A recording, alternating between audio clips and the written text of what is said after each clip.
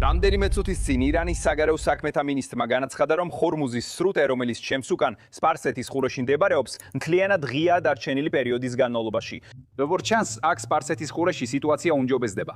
არაბთა გაერთიანებულ საემიროებში ვაცხადებთ, რომ უკვე ერთი კვირაა სიმშვიდეა. არც რაკეტები და არც დრონები არ ყოფილა მას შემდეგ, რაც ირანიდან თითქმის დაუსრულებელი თავდასხმები კვირების განმავლობაში მიმდინარეობდა.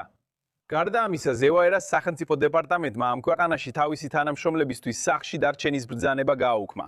დეპარტამენტი კვლავაც უჩერს ადამიანებს საჭიროების შემთხვევაში თავშესაფარი მოძებნონ. და შემდეგ, რა თქმა უნდა, ჩემს უკან აქ ხურეში უკვე მეხუთე დღეა ზევაერას ბლოკადა გრძელდება, რომელიც, როგორც ჩანს, მიმდინარეობს ინციდენტის ან დიდი დაპირისპირების გარეშე. სინამდვილეში CENTCOM-ი აცხადებს, რომ სულ მცირე 14-მა ხომალდმა შეასრულა შეერთებული შტატების ბრძანება და ირანის პორტებში დაბრუნდა, ან არ დაარღვია ბლოკადა.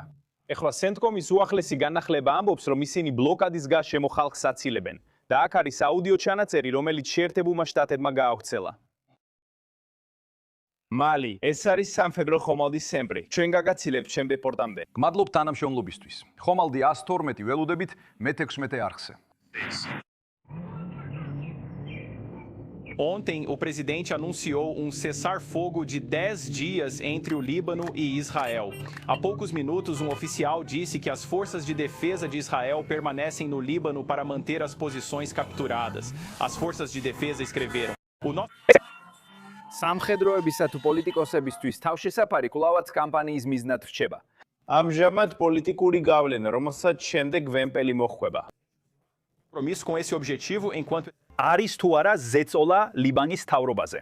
აქ არაბთა გაერთიანებულ საამიროებში სახელმწიფო დეპარტამენტმა მოხსნა გაფრთხილება თანამშრომლებისთვის და საამიროებმა ირანზე გამარჯვება გამოაცხადეს.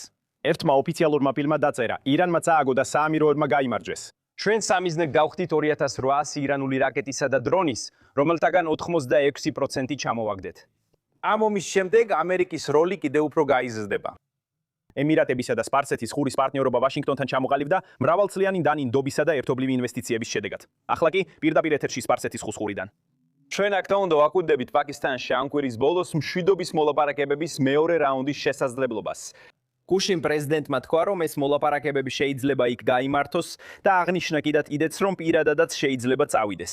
ჩვენ გავაგზავნებთ თვალყურის დევნას. რა მოხდება ეხლა, როცა ირანმა, როგორც ჩანს, უარი თქვა თავის თვითგამოცხადებულ კონტრაქტზე. ხორმუზის სრუტეში შესაძლოა სამშვიდობო მოლაპარაკებები პაკისტანში არ გაიმართოს, მაგრამ ჩვენ ყველაფერს ვაკვირდებით და ინფორმაციას მოგაწვდით. მართა ბილ. დიახ, ძალიან საინტერესოა. საინტერესო განცხადება დუბაის პრესამსახურისგან. მადლობა გაზიარებისთვის, მეთფინი. დიახ, ბევრი რამ ხდება. უბრუნდებით რუკას სპარსეთის ყურეში, რეგიონს, რომელიც ბოლო 48 თვის განმავლობაში მთელი მსოფლიოს ყურადღების ცენტრშია. ახლა მინდა დეტალები გაჩვენოთ. ეს არის გემები სპარსეთის ყურეში, ხო ასეა? ცითლად აღნიშნულია ომის დაწყებიდან. ეს გემები ძირითადად დარჩნენ ყურეში, ბასრას სანაპიროზე, ქუვეითისა და საუდის არაბეთის სანაპიროებთან. ნახეთ, როგორ არიან ისინი თავმოყრილები არაბთა გაერთიანებული საამიროების გარშემო. მინდა ვთქვა, ამდენი გემი აქ გაიჭედა. გაჩვენებთ, როგორ მოქმედებს ზიღირის ბლოკადა ირანის პორტებზე.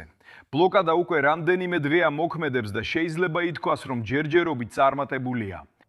დღეს ორშაბათია, ხომ ასეა? 13 აპრილი, ეს არის ყველაფერი. აქ გვაქვს ომანი, ირანი და პაკისტანი, იმ ხაზით, რომელიც ზემეულ საზღვაო ძალებმა გაავლეს ირანის პორტებში მყოფი გემებისთვის.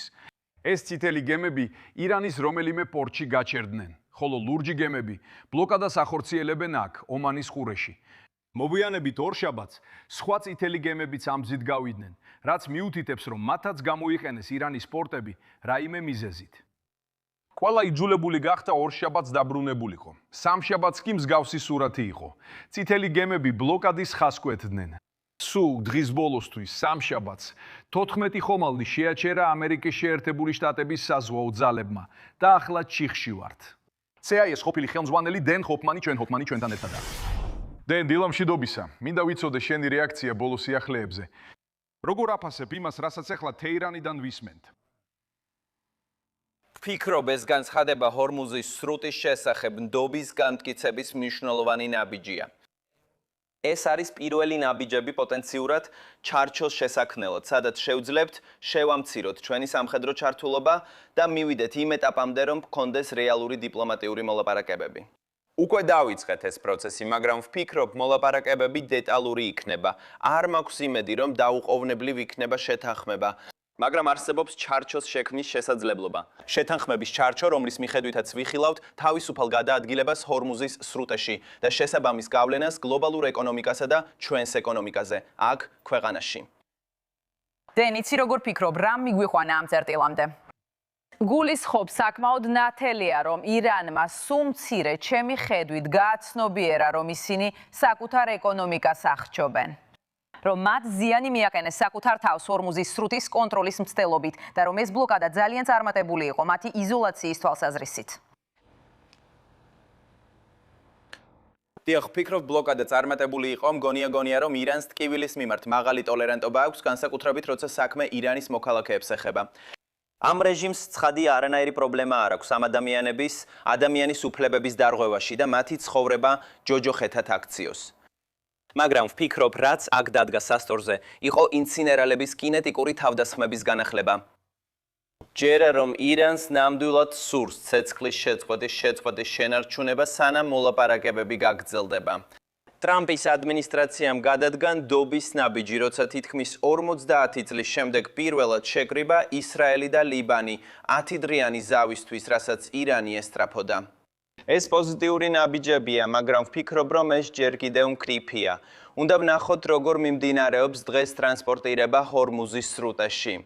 მაგრამ ახლა არსებობს ფრთხილი ოპტიმიზმის საფუძველი. სწრაფად კითხავდნენ, რაიმე ნიშანი არსებობს, რომ ურანის აღდგენასთან დაკავშირებით რამე მოძრაობა იყო, ან მათი დაპირება, რომ ურანს აღარ გაამდიდრებენ. ან რომ ეს პროგრამა კიდევ მრავალი წლის განმავლობაში გაგრძელდება. მართლა არსებობს ასეთი რამ? არა, მაგრამ ირანი უკვე 20 წელია ამტკიცებს, რომ ბირთვული პროგრამა არ სურს. სწორია, მაგრამ ცხადია, რომ კულისებში ფარულად ისინი მაინც მის განხორციელებას ცდილობდნენ. ჩვენი შეშფოთება ბუნებრივია იმ 1000 ფუნტ ურანის ბედს ეხება, რაც მათ აქვთ, და არა მხოლოდ ბირთვული გამდიდრება, არამედ მაგალითად ცენტრიფუგებიც. სწორედ აქ იმალება საფრთხე შეთანხმების დეტალებში. თუ ირანს შეეძლებოდა ცენტრიფუგების განვითარება და ბირთვული გამდიდრების 15 ან 20 წლიანი მორატორიუმი დაწესდებოდა, ამ მორატორიუმის ამოწურვის შემდეგ ირანი სწრაფად შეძლებდა ბირთვული იარაღის წარმოებას. ეს პრეზიდენტს აშფოთებს. ამიტომ არ მგონია, რომ ის დათანხმდეს რაიმე ვადიან შეთანხმებას. კარგი, თქვენ ლიბანი ახსენეთ. მოდით ამაზე გავამახვილოთ ყურადღება, რადგან ამ ორ ლიდერს შეიძლება მალე ხელი ჩამოართვან ერთმანეთს. დაველოდოთ. პრეზიდენტმა ეს გამოაქვეყნა True Social-ზე ჰეზბოლასთან დაკავშირებით. ისინი ლიბანში 10 წლეულებია იმყოფებიან. მან თქვა: იმედია ჰეზბოლას სწორად და სათანადო იმოქმედებს ამ მნიშვნელოვანი პერიოდის განმავლობაში.